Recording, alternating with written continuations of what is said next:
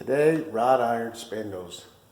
I'm not going to go into too much detail, but basically these are all the same. I don't have a fancy pattern that I have to deal with or anything like that. But so just real quick, what I did, I found the most shallow hole down in the base here.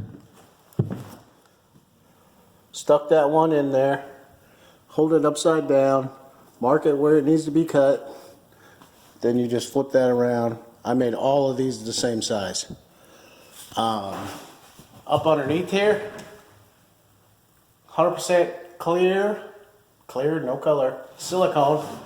Down low, I'm going to use a 2-part epoxy. Make sure that really gets dried hard in there.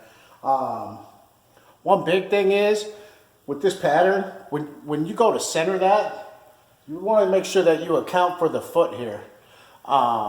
If you don't, visually, you can really see that. Also, the difference in this one, sometimes you'll have to cut the tops of these off.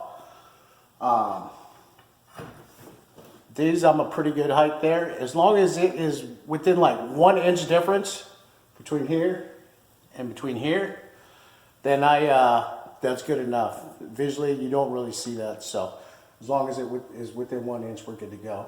And then, like I said, here is, I'm going to use the silicone for the top holes. I'm going to use a 2-part epoxy and an epoxy gun down low. Tighten those spindle feet up and we will be good to go.